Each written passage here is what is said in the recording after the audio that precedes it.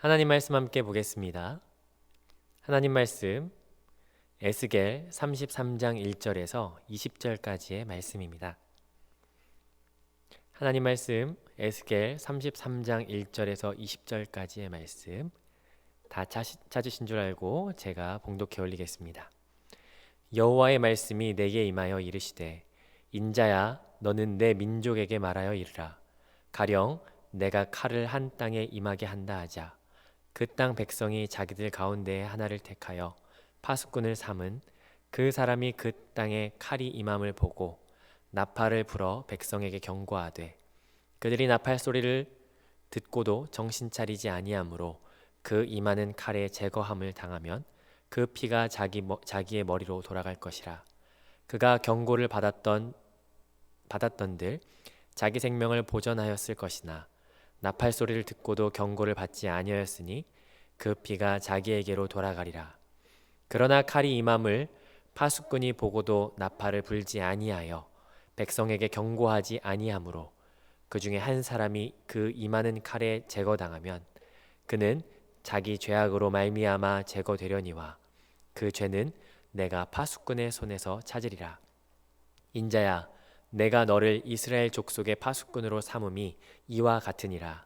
그런즉 너는 내 입의 말을 듣고 나를 대신하여 그들에게 경고할지어다. 가령 내가 악인에게 이르기를 악인아 너는 반드시 죽으리라 하였다 하자. 내가 그 악인에게 말로 경고하여 그의 길에서 떠나게 하지 아니하면 그 악인은 자기 죄악으로 말미암아 죽으려니와 내가 그의 피를 내 손에서 찾으리라. 그러나 너는 악인에게 경고하여 돌이켜 그의 길에서 떠나라고 하되 그가 돌이켜 그의 길에서 떠나지 아니하면 그는 자기 죄악으로 말미암아 죽으려니와 너는 내 생명을 보전하리라. 그런즉 인자야 너는 이스라엘 족속에게 이르기를 너희가 말하여 이르되 우리의 허물과 죄가 이미 우리에게 있어 우리로 그 가운데에서 쇠퇴하게 하니 어찌 능히 살리오 하거니와 너는 그들에게 말하라. 주 여호와의 말씀이니라. 나의 삶을 두고 맹세하노니 나는 악인이 죽는 것을 기뻐하지 아니하고 악인이 그의 길에서 돌이켜 떠나 사는 것을 기뻐하노라. 이스라엘 족속아 돌이키고 돌이키라. 너희 악한 길에서 떠나라. 어찌 죽고자 하느냐 하셨다 하라. 인자야 너는 내 민족에게 이르기를 의인이 범죄하는 날에는 그 공의가 구원하지 못할 것이요 악인이 돌이켜 그 악에서 떠나는 날에는 그 악이 그를 엎드려뜨리지 못할 것인즉 의인이 범죄하는 날에는 그 의로 말미암아 살지 못하리라. 가령 내가 의인에게 말하기를 너는 살리라 하였다 하자. 그가 그 공의를 스스로 믿고 죄악을 행하면 그 모든 의로운 행위가 하나도 기억되지 아니하리니 그가 그 지은 죄악으로 말미암아 곧 그 안에서 죽으리라. 가령 내가 악인에게 말하기를 너는 죽으리라 하였다 하자. 그가 돌이켜 자기 죄에서 떠나서 정의와 공의를 행하여 저당물을 도로 주며 강탈한 물건을 돌려보내고 생명의 윤리를 지켜 행하여 죄악을 범하지 아니하면 그가 반드시 살고 죽지 아니할지라. 그가 본래 범한 모든 죄가 기억되지 아니하리니 그가 반드시 살리라. 이는 정의와 공의를 행하였음이라 하라. 그래도 내 민족은 말하기를 주의 길이 바르지 아니하다 하는도다. 그러나 실상은 그들이 길이 바르지 아니하니라. 만일 의인이 돌이켜 그 공의에서 떠나 죄악을 범하면 그가 그 가운데에서 죽을 것이고 만일 악인이 돌이켜 그 악에서 떠나 정의와 공의대로 행하면 그가 그로 말미암아 살리라. 그러나 너희가 이르기를 주의 길이 바르지 아니하다 하는도다. 이스라엘 족속아 나는 너희가 각기 행한 대로 심판하리라 하시니라. 아멘. 우리는 부활주일을 보내며 마가복음을 마무리했습니다. 오늘부터는 에스겔 말씀을 함께 묵상하게 됩니다. 에스겔은 총 48장까지 있고 세 부분으로 구분되어 있습니다. 1장부터 23장까지는 초반이고 24장부터 32장은 중반, 33장부터 48장까지는 후반으로 나눠져 있는데요. 오늘부터 시작되는 매일 성경 묵상은 이스라엘 회복을 선언하는 후반부 내용이 되겠습니다. 오늘 본문은 에스겔 33장 1절부터 20절까지고요. 이 부분은 두 단락으로 나누어 볼 수 있습니다. 먼저 1절부터 9절까지는 에스겔에게 주어지는 소명이 무엇인가 하는 것과요. 10절부터 20절까지는 이스라엘 개개인에게 하나님께서 말씀하시는 내용이 담겨져 있습니다.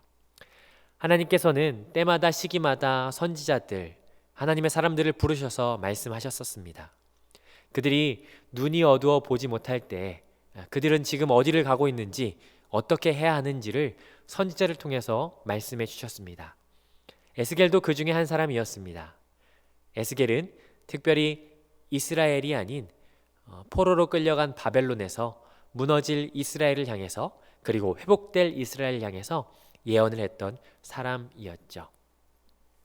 그 에스겔이 가지고 있었던 하나님께로 받았던 소명을 한마디로 하면 파수꾼이라고 할 수 있습니다. 7절 같이 함께 보도록 하겠습니다. 인자야 내가 너를 이스라엘 족속의 파수꾼으로 삼음이. 치안이 불안정한 상황에서 파수꾼의 역할은 너무도 중요합니다. 다른 이들보다 먼저 적들의 침입을 보고 있어야 하고요. 그리고 적군의 동태를 살피고 이 흐름을 보고해야 합니다. 만약 파수꾼이 방심하거나 게을리하면 어떻게 될까요? 아마도 지키는 성은 돌이킬 수 없는 결과를 맞이할 수 있게 됩니다. 만약에 이러한 일이 발생한다 한다면 그 파수꾼은 그 직무유기를 한 것이고 그 직무유기에 대한 책임은 오로지 그 파수꾼이 감당해야 했을 것입니다. 에스겔은 이러한 사명을 받았습니다. 33장 8절인데요. 제가 읽어보겠습니다. 가령 내가 악인에게 이르기를 악인아 너는 반드시 죽으리라 하였다 하자 내가 그 악인에게 말로 경고하여 그의 길에서 떠나게 하지 아니하면 그 악인은 자기 죄악으로 말미암아 죽으려니와 내가 그의 피를 내 손에서 찾으리라. 이 파수꾼의 사명을 받은 에스겔이 만약 경고, 말하지 않는다면 이후의 결과에 대한 책임을 에스겔에게 찾겠다라고 말씀하시는 것을 보게 돼요.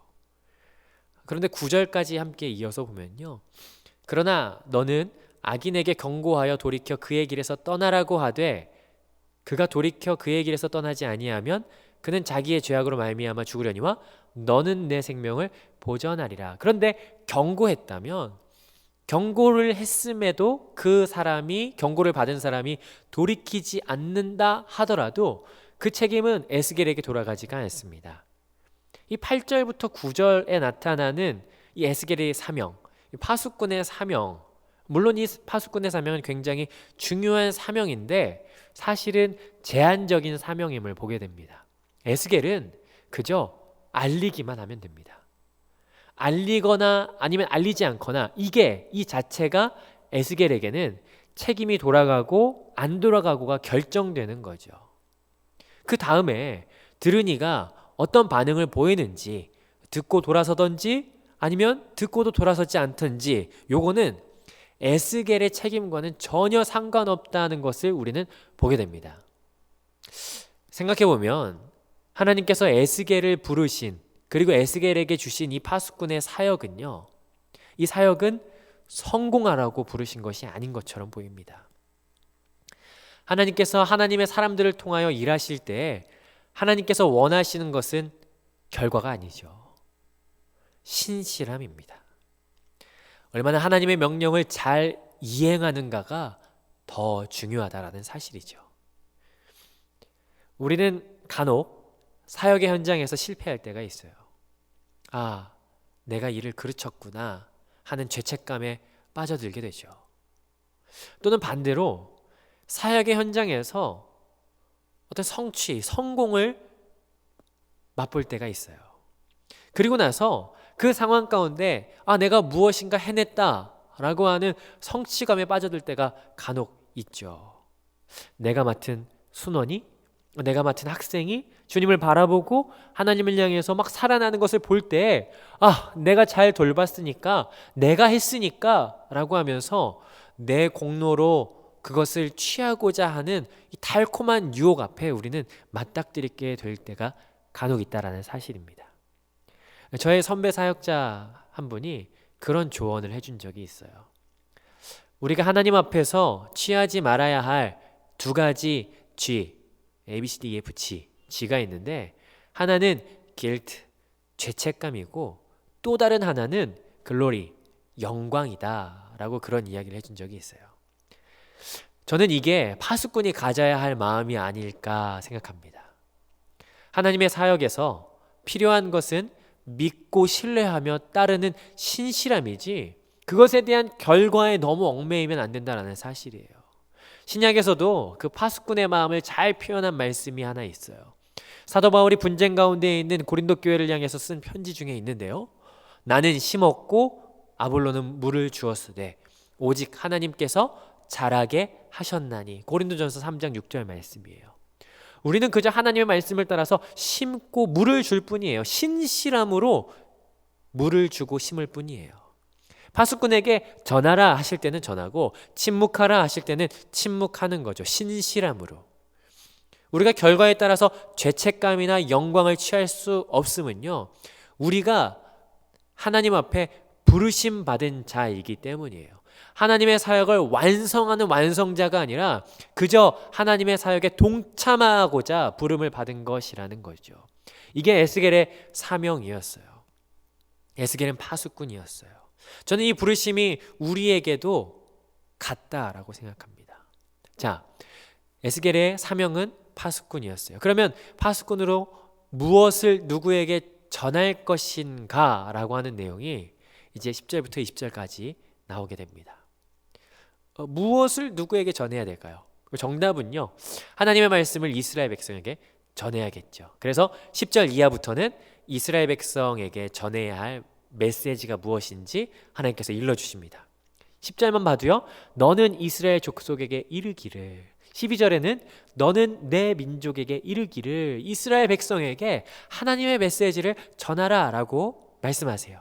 자, 그럼 어떤 메시지를 선포하고 어떤 메시지를 전하는지 한번 살펴보도록 하죠. 10절부터 11절까지 보면요, 먼저는 하나님이 어떤 분이신가, 만약에 하나님에 대해서 오해하고 있다면 하나님 되심에 대해서 일러줘야 될 거고요.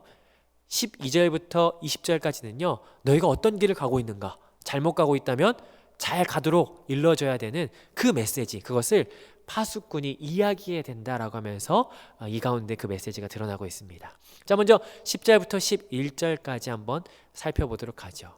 지금 이스라엘 백성은요, 굉장히 낙담해 있어요. 왜냐하면 에스겔 33장의 상황은 예루살렘이 멸망하고 포로가 되어서 바벨론으로 끌려온 이스라엘 사람들을 지금 마주하고 있는 거예요. 이들의 심정이 어땠을까요? 나라가 망한 슬픔, 절망, 그 가운데 사람들이 있는 거죠. 간혹 우리는 우리에게 어려운 일이 생겼을 때 하나님이 우리를 심판하셨다, 하나님이 우리를 치셨다 라고 이야기를 해요. 이것은 나에 대한 책임보다도 하나님을 향한 원망, 그리고 하나님을 오해하는 데서 온 표현이죠. 하나님이 그러신 거야 라고 하면서.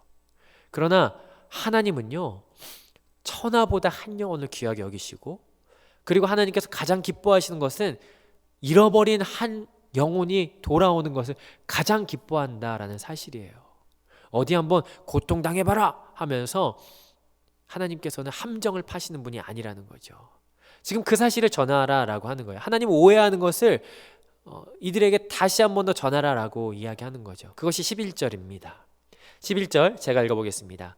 너는 그들에게 말하라. 주 여호와의 말씀이니라. 나의 삶을 두고 맹세하노니 나는 악인이 죽는 것을 기뻐하지 아니하고 악인이 그의 길에서 돌이켜 떠나 사는 것을 기뻐하노라. 이스라엘 족속아 돌이키고 돌이키라. 너희 악한 길에서 떠나라. 어찌 죽고자 하느냐 하셨다 하라. 하나님은요, 악인의 죽음도 기뻐하지 않으세요. 그러면 이스라엘 백성이 지금 당한 이 고난, 나라가 망한, 나라를 잃어버린 이 고난이 하나님의 징계가 아니라 오히려 하나님께서 원하시는 것은 돌이키고 돌이키라라고 하는 그 하나님의 진짜 마음. 그러면 버려진 것처럼 그냥 포기하고 살 것이 아니라 하나님 앞에서 거룩한 삶으로 돌아서라라고 하는 메시지를 이 안에 함축하고 있다는 사실이에요. 하나님을 오해하지 말라라고 하는 걸 보여주는 거죠. 그래서 12절부터 20절에 어떻게 돌아서야 할 것인가 라고 하는 내용이 들어가 있어요. 12절부터 20절까지에는요, 의인과 악인이 등장합니다. 물론 강조점은 악인에게 있지만 18절 만일 의인이 돌이켜 그 공의에서 떠나 죄악을 범하면 그가 그 가운데서 죽을 것이고 지금까지 의인으로 살아왔다면 이들이 살아가야 될 길은 의인의 길을 계속 걸어가야 하는 거예요.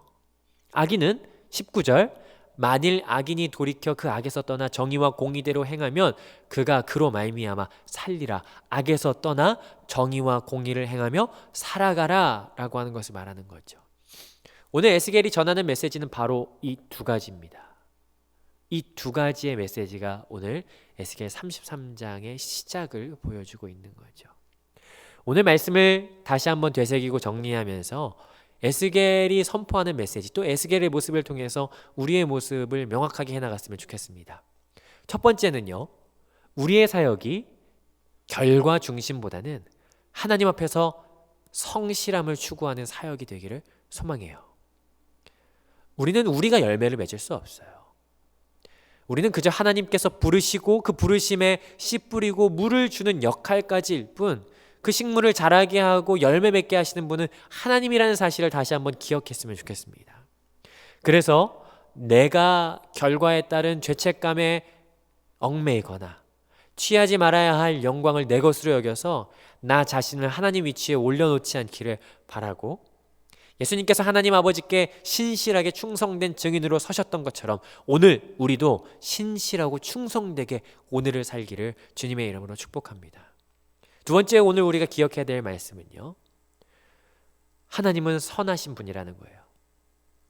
우리가 처해 있는 이 상황이, 우리가 마주한 이 고난이 하나님이 나를 수렁에 밀어넣기 위해서 준비하신 것이 아니라는 사실이에요. 하나님은 악인조차도 죽는 것을 기뻐하지 않으시고 악한 길에서 벗어나 돌이키는 것을 기뻐한다고 하셨어요. 그러하기에 오늘 우리가 악인이든 죄인이든 중요한 것은 오만한 자리에 죄인의 길에 서지 않고 오직 여호와의 율법을 즐거워함으로 의인의 길에 서는 우리가 되어야 된다는 사실이죠. 오늘 그러한 은혜가 우리 가운데 있기를 축복합니다. 오늘 그러한 은혜가 우리 가운데 임하기를 주님의 이름으로 축복합니다. 기도하겠습니다. 하나님 감사합니다. 오늘 이 말씀을 통해서 우리의 사명이 무엇인지 다시 한번 보게 됩니다. 하나님, 우리가 때때로 우리의 사역의 결과에 얽매일 때가 참 많이 있습니다. 하나님, 우리가 죄책감에 얽매이거나 하나님 영광을 취하지 않기를 바라고 오직 하나님 앞에서 예수님처럼 충성된 신실한 증인이 될 수 있도록 우리 가운데 일하여 주시옵소서. 또한 오늘 우리가 하나님을 오해하는 것이 아니라 하나님은 잃어버린 영혼 하나가 돌아오는 것을 기뻐하시고 우리를 위하여 아낌없이 주시는 분이시라는 사실을 잊지 않도록 그 하나님을 오늘도 가까이 할 수 있는 이 하루가 될 수 있도록 주님 도와주시옵소서. 오늘 하루의 모든 삶을 주님 앞에 맡겨드립니다. 오늘 우리 가운데 일하여 주시옵소서. 감사를 드리며 예수님의 이름으로 기도드렸습니다.